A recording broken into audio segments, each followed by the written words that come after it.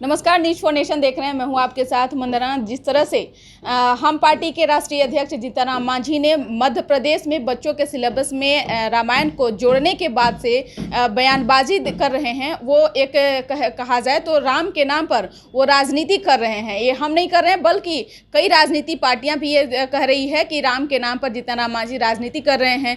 वहीं उन्होंने ये तक भी कह दिया है कि हम राम को आदर्श नहीं मानते हैं। वो एक महानायक हो सकते हैं, लेकिन वो महापुरुष के तौर पे लोग उनको मानते हैं, लेकिन हम उनको राम नहीं मानते हैं। क्या कुछ बात है और क्या कुछ और जानकारी है, इस विषय पर हमारे साथ बात करने के लिए हैं आम जनता पार्टी के राष्ट्रीय अध्यक्ष विद्यापति चंद्रवंशी जी। और इनसे सर आपका स्वागत है न्यूज़ फॉर नेशन में। धन्यवाद। देखिए, आपने जो कहा कि जीतनराम मांझी जो बयान दिए हैं, इस संबंध में मैं ये कहना चाहता हूँ कि क्या जीतनराम मांझी के घर में सत्यनारायण भगवान की पूजा नहीं होती है? क्या जीतनराम मांझी के घर में कभी सत्यनारायण पूजा नहीं हुआ? भगवान सत्यनारायण और राम और विष्णु, ये समझने की बात है कि जो सनातन धर्म है, और सनातन धर्म में ये आस्था की बात है। उन्होंने जड़ से खारिज कर दिया कि मैं उनके अस्तित्व की बात जिस तरह उन्होंने कही है, इससे यह प्रतीत होता है कि वह इन सब हिंदू जो हैं उनकी आस्था पर चोट आया है। मैं ये कहना चाहता हूँ कि ये हो गई एक बात। दूसरी बात यह है कि जहाँ तक मध्य प्रदेश में सिलेबस में ये रामायण को जोड़ने की बात है, तो अगर हम उसको देखें तो हमें यह समझ में आता है कि सिलेबस में इतिहास विषय होता है, भूगोल विषय होता है। तो सवाल यह उठता है कि जो मानव जीवन में जीने की एक कला जो है, जो सुचिता की बात हम कहते हैं, वो सुचिता कहाँ से आएगा बच्चों में? तो अगर रामायण में जो बातें हैं उसमें भगवान राम का जो एक आदर्श दिखाया गया है और भगवान राम को पुरुषोत्तम कहा गया है, तो वो उसका आधार सिर्फ उनकी सुचिता है और उनका व्यवहार है, वो दर्शाया गया है। वो जैसे कि हम उदाहरण स्वरूप भाई के प्रति क्या आपकी का भावना होना चाहिए, यहाँ तक कि उन्होंने जिस माता के कारण, कई माता के कारण वो वनवास गए, उनको भी उन्होंने माफ़ कर दिया। तो एक ये सब सारी बातें एक सुचिता है। अगर सुचिता पाठ्यक्रम में जाता है रामायण के माध्यम से ही, तो मैं समझता हूँ यह कोई बुरा नहीं है और इसे आना चाहिए। क्योंकि सिर्फ वैज्ञानिक से साइंस की जानकारी और कई विषयों की जानकारी, इतिहास की पढ़ाई आप पढ़ते हैं, भूगोल की जानकारी रखते हैं और जीवन जीने की सुचिता आप में है ही नहीं, तो जीवन में कई बिंदुओं पर आप असफल भी हो जाते हैं। इसलिए सफलता के लिए भी ये सुचिता आवश्यक है। और तीसरी बात रह गई कि जीतनराम मांझी ने जो ऐसा कहा है, तो यहाँ पर जो सनातन हिंदू धर्म के लोग हैं उन्हें काफ़ी ठेस पहुँचा है। और वो एक बहुत पुराने नेता हैं और गार्जियन के समान है। और ऐसा नहीं है वो साधारण व्यक्ति हैं, वो कॉमन लोग नहीं हैं कि यदि वो कोई कुछ कह देंगे तो उसकी बातों का असर नहीं होता है। उनकी बातों का असर होता है। इसलिए जैसा कि उन्होंने कई बार महिलाओं के प्रति जो टिप्पणी की थी उस पर हंगामा हुआ। फिर एक बार उन्होंने शराब पीने के बारे में कहा कि अगर रात में थोड़ा पी के सो जाए तो इसमें कोई बुरा नहीं है।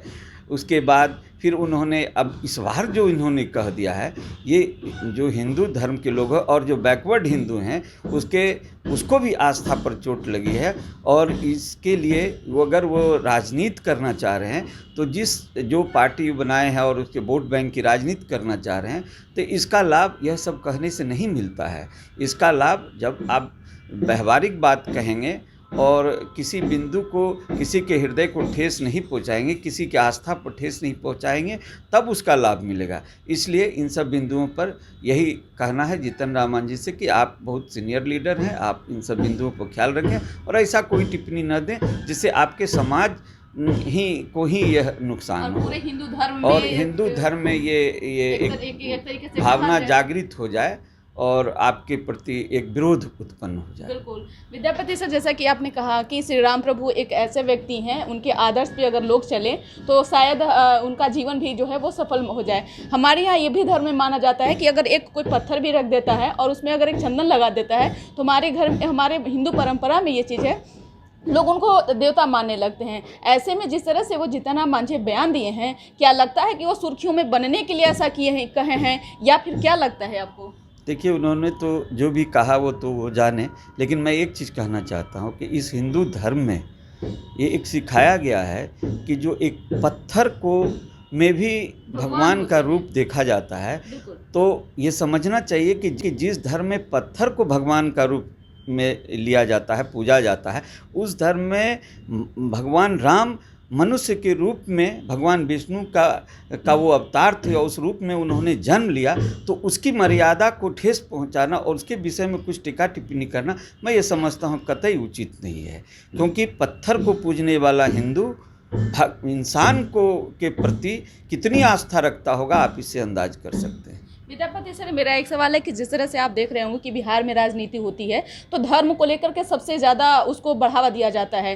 धर्म को लेकर के होता है, आस्था को लेकर के होता है, या फिर ये कोई तो पॉलिटिकल कुछ ऐसा इशू बना करके लोग राजनीति करते हैं। लेकिन ये सबसे हट करके इस तरह से बयानबाजी करना, कभी आपने सोचा था ऐसा?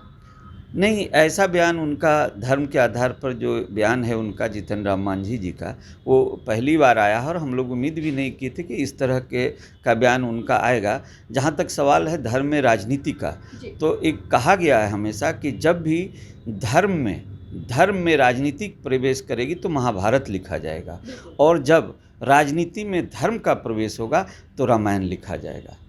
वाह, हमारे यहाँ हिंदू और मुस्लिम को लेकर के लगातार ये राजनीति होती है, लेकिन जिस तरह से जीतनराम मांझी ने बयान दिए हैं वो शोभनीय नहीं है। आप क्या कुछ उनको कहना चाहेंगे, क्या कुछ बताना चाहेंगे? अब इतने बुजुर्ग हैं, इतने अनुभवी हैं, और उनको मेरा मार्गदर्शन कुछ कहना ये उचित तो नहीं है, लेकिन मैं उनसे कृतज्ञ प्रार्थना करता हूँ कि इस तरह की टिप्पणी न दें जिससे हिंदुओं की और सनातनी के आस्था पर ठेस लगे। सर, राजनीतिक अगर रूप से देखा जाए तो जो नेता धर्म के नाम पे जो राजनीति करते हैं, उन लोगों से भी आप क्या कुछ कहेंगे? क्या लगता है कि हमारे यहाँ बिहार में कई ऐसे मुद्दे हैं, उस मुद्दे को लेकर के राजनीति करें, ना कि धर्म को लेकर के करें, तो उन लोगों को भी आप क्या कुछ कहेंगे? देखिए, धर्म के आधार पर जो राजनीति करते हैं ये क्षणिक है, ये क्षणिक है, क्योंकि जो समस्या है वो धर्म के आधार पर राजनीति करने से दूर नहीं होगी। देश की समस्या जो बेरोजगारी है, देश की समस्या जो महंगाई है, और देश की कई एक समस्या विकास है, ये कई एक समस्या ऐसी है जिसको धर्म की राजनीति के आधार पर बहुत लंबा नहीं ले जाया जा सकता है। और आने वाले समय में आप देखेंगे कि सारी राजनीति विकास, बेरोजगारी और महंगाई पर ही चलेगी, क्योंकि जीवन जीने का आधार जो है वो आर्थिक आधार बहुत महत्वपूर्ण है, और उसी आधार पर जीवन लोग अपना जीते हैं, और जीवन में जो सुख सुविधा हो उसका उपभोग, जब तक वो आर्थिक स्थिति उसकी नहीं सुधरती है तब तक वो उस सुविधा का लाभ नहीं उठा सकते। बहुत बहुत शुक्रिया सर न्यूज़ फाउंडेशन से बात करने के लिए। धन्यवाद।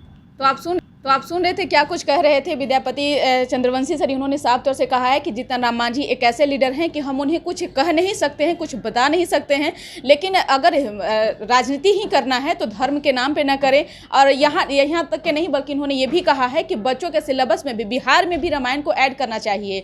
अगर ऐसा होता है तो बच्चों पर भी इसका प्रभाव पड़ेगा, बच्चों को भी मार्गदर्शन करने में आगे ये रामायण जो है वो मददगार होगा। अब देखने वाली बात रहेगी कि जिस तरह से जीतनराम मांझी के बयान से पूरे बिहार के राजनीति में जो हलचल तेज हो गई है, ये कहां तक मोड़ जाती है और क्या कुछ आगे सामने बात निकलकर सामने आती है। इस खबर बस इतना ही। देखते रहिए न्यूज़ फाउंडेशन। नमस्कार। अब तक हमारे चैनल को सब्सक्राइब नहीं किए तो कर लीजिए, हमारे फेसबुक पेज को जरूर फॉलो करें। धन्यवाद।